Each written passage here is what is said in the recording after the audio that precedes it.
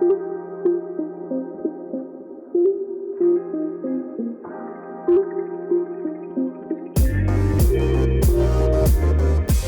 cet extrait, vous allez découvrir un aventurier comme il n'y en a pas mille, Rémi Camus.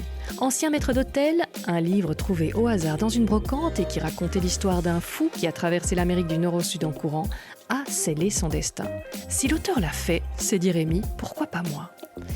Sa première aventure sera la traversée de l'Australie en courant et c'est ce que je vous fais découvrir dans cet extrait de la première partie de cet entretien en 2 parties.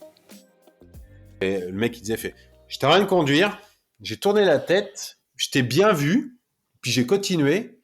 Et là, ma femme à côté qui me dit, il y a un mec qui est en train de courir. Elle me dit, j'entends ma femme qui me dit, il y a un mec en train de courir, je roule, et il me faut presque 15 secondes pour dire, oui, il y a un mec qui est en train de courir.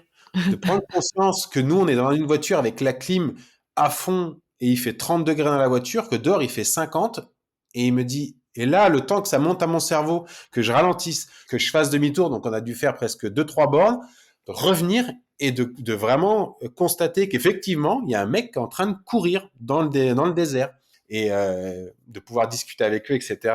Et en fait, j'adorais tous ces petits moments parce que en plein milieu du bush, le monsieur il me disait, mais t'as pas l'impression de t'emmerder un peu à courir dans le bush australien?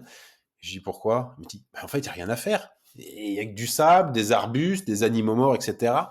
Je dis, en fait, la problématique, c'est que vous roulez trop vite pour voir les choses et à votre goût, pas assez vite pour pouvoir rapidement aller à votre prochaine destination parce que dans votre esprit, la partie désertique n'est pas intéressante et ce que vous voulez, vous, c'est rapidement aller du sud au nord pour rejoindre la côte parce que, soi-disant, vous avez les parcs nationaux, vous avez les plages, etc., etc., et c'est ce que vous voulez voir. Et que entre les deux, c'est juste une transition à faire très rapidement et donc rien d'intéressant pour vous. Et je lui dis, mais vous roulez trop vite pour voir les choses parce que je peux vous assurer qu'en courant, vous avez des trucs de dingue à observer, une nature sauvage, des animaux, des serpents, des reptiles, tous les insectes, etc., les araignées, la faune, la flore, enfin, c'est extraordinaire. Et je dis, moi, en fait, je suis en plein milieu du désert et c'est ce que je voulais.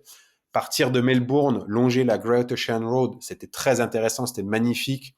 On est sur un climat continental, méditerranéen, la plage d'un côté, rainforest de l'autre, c'est très bleu, c'est très vert, super sympa. Accessible à tout le monde, il y a des villes tous les 50 kilomètres, donc tu peux t'arrêter, faire des pleins de bouffe dans les supermarchés, trouver de l'eau facilement. Et quand tu arrives dans le désert, il n'y a rien. Il n'y a rien du tout. Il y a juste ce bruit du vent qui souffle et qui fait un truc... T'as les grains de sable qui volent, tu vois les petites boules de spinifex là qui sont arrachées par le vent et qui roulent un peu dans le désert. Tu vois les arbres qui bougent un petit peu. T'as cette chaleur écrasante. Des fois, ça sent un petit peu l'eucalyptus quand tu arrives à côté de ce qu'ils appellent de certaines rivières qui sont complètement asséchées. Les eucalyptus poussent à cet endroit-là parce qu'ils arrivent avec leurs racines à aller très très profondément pour prendre de l'eau. Donc ça sent très fort l'eucalyptus. Tu as les mouches qui viennent te perturber, qui volent partout. Tu sens les gouttes de sueur qui te coulent sur le visage.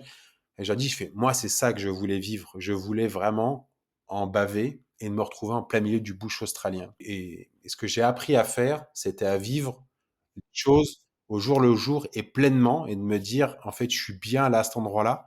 Il n'y a pas un autre endroit sur Terre où je voudrais être là maintenant.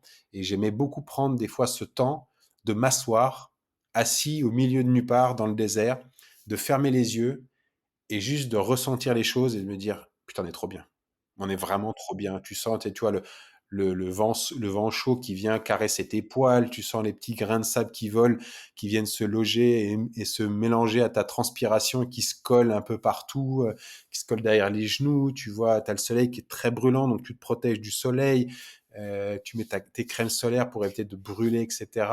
Tu manges ce que tu peux, tu sens l'eucalyptus, ça sent les animaux en décomposition, parce qu'il y a forcément des animaux qui se font écraser par des voitures ou qui se font manger par d'autres, donc il y a des cadavres en décomposition partout.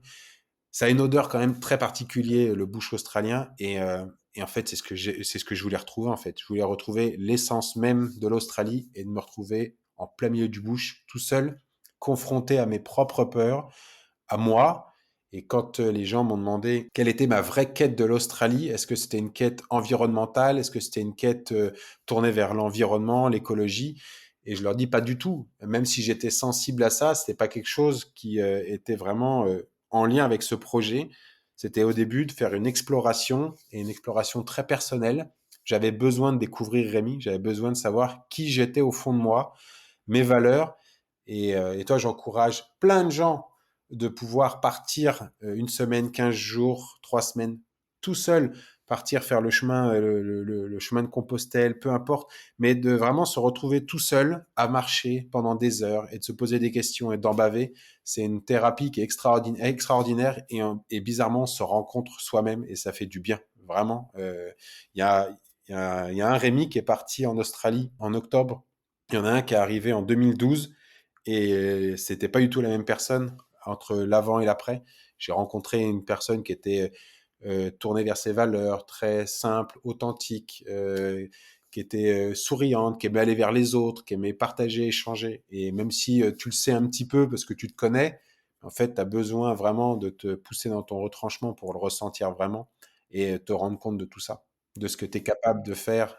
Est-ce que je suis capable de sortir de ma zone de confort, d'élargir ma zone de confort? Est-ce que je suis capable de faire tous ces kilomètres tout seul au milieu de nulle part, me retrouver seul et de pleurer tout seul dans mon coin et d'avoir personne à qui parler et de pleurer parce que ça va pas, etc. Et ça fait du bien. Ouais. Moins de barrières artificielles après dans ta tête. Hmm. Ouais, c'est un peu ça. Ouais. Tu te retrouves un peu à nu, tu sais, tout seul, à devoir trouver des solutions et puis des choses plus terre à terre. Euh, tu as envie dans un monde à l'heure actuelle où tu dois travailler pour gagner de l'argent qui va te permettre de payer des factures pour payer de l'eau, de l'électricité et à manger. Et quand tu es en pleine nature, tu travailles et ton travail, c'est d'aller chercher de la nourriture, chercher de l'eau, chercher de quoi t'abriter, de te réchauffer, etc. Et c'est des choses beaucoup plus basiques et que je trouvais plus en lien avec ce que je voulais véhiculer à ce moment-là. Si cet extrait te donne envie d'en savoir plus sur cette aventure, je te donne rendez-vous dans l'épisode 98. N'hésite pas à en parler à un ami ou à un inconnu pour les plus audacieux. Vos recommandations sont ce qui aide le plus le podcast, et c'est tant mieux. Tu peux t'abonner à la newsletter ou aux réseaux sociaux de Storylifique, tout est repris dans les notes. Tu peux aussi écrire un avis sur ta plateforme d'écoute, les recommandations ici aussi aident beaucoup le podcast à se faire connaître. Et quoi que tu fasses aujourd'hui, fais-le bien. À bientôt.